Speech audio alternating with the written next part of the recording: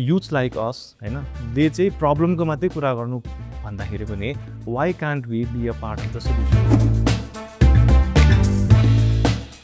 So hello, I'm Kawish Shrestha, founder and marketing director at Sajilo Sewa. I'm from the batch of 2009-13 KCM. Sajilo Sewa चाहिँ हामी 2017 मा start गरेको. Right after graduation from KCM, we went in as interns at Deer Work. Three of us went in, and the internship turned into a job. त्यसपछि 1.5-2 वर्ष म Deer Work मा काम गरे. त्यसपछि I went on to do my MBA. A class project actually Sajilo Sewa, which we saw a lot of potential in while we were doing the research and everything about the business. Fortunately, I found one of my co-founders in that class. In 2017, we started it. What do we have to lose? So we saw a big gap in the market actually. We went out and talked to a lot of households and businesses, and we talked about the problem of handyman services. Almost 75-80% of them said कि एकदम गाह्रो छ plumbers-हरु पाउन, electricians-हरु पाउन, rates-हरु standard छैन, and all those problems that we know. And then we went out and talked to the service providers as well. So उहाँहरुसँग कुरा गर्दाखेरि चाहिँ उहाँहरुको प्रब्लम चाहिँ नेपालमा काम छैन, हामीलाई बाहिर जानु पर्यो, हैन? उहाँहरुको टेक्निकल स्कुल पास आउट हुने बित्तिकै they were हुन्छ नि आफ्नो OJT गरेर बाहिरै जाने नै उहाँहरुको पनि प्लान. So we felt कि यतापट्टि कस्टमर साइडमा टेक्निशियन्सहरु पाइरा छैन, एक्सपर्ट प्रोफेसनल्सहरु पाइरा छैन, एन्ड यता एक्सपर्ट्सहरुको साइडमा चाहिँ मार्केट एक्सेस छैन. So Sajilo Sewa became a bridge between the experts and the customers.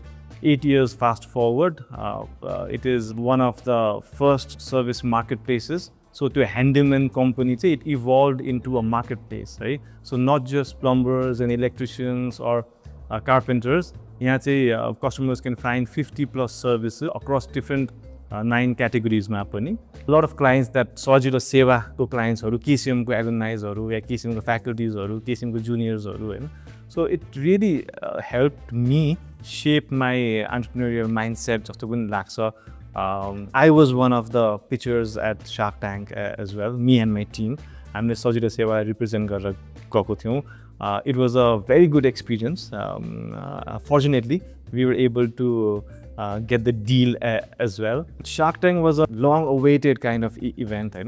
For a few days, कस्तो पनि feel हुँदो रहेछ भन्दाखेरि you feel like a celebrity, because the reach of the show is such that कि everybody नेपालमा गाउँ-गाउँमा अनि even Nepal बाहिर पनि धेरै जनाले show हेर्नु हुँदो रहेछ. So it was a great experience pitching. People like people like Kawish Shrestha, त्यो profile को team members हरु हुनु भयो नि त, उहाँहरु त हाम्रो हैन. So त्यो level को investors हरु चाहिँ company मा onboard गर्न पाउँदाखेरि चाहिँ it's a great privilege and a big responsibility. So we are in Pokhara and Kathmandu. And now with the sharks coming in, we have big plans. I'm a foundation now the strong one, and if you want to expand our services throughout Nepal, and who knows beyond Nepal. So Shark Tank, I think it's a big event for Nepal, because Nepal na pani युवाहरुले के गरिरा छन्, या नेपालमा पनि opportunity छ. नेपालमा पनि बसेर पैसा बनाउन सकिन्छ, भ्याल्यु क्रिएट गर्न सकिन्छ, जे कुराको लागि पनि we don't have to go abroad भन्ने वाला मेसेज चाहिँ एउटा दिएको छ जस्तो लाग्छ. I think in general KCM mates and anyone who's doing undergrads right now, अहिले चाहिँ म के सजेस्ट गर्छु उहाँहरुलाई भन्दाखेरि अहिले एकदम स्किल को जमाना छ हैन. At हाम्रो टाइममा it was more general, okay? A degree would get you a job, right? अनि कुरा चाहिँ मलाई के लाग्छ भने having a work experience, okay? Either through events at the college itself, right? We had the opportunity, KCM gave us that opportunity. There are different avenues that you guys can explore at our office as well. So HR department, marketing department, accounts and finance, technical team, so yeah, you guys are welcome.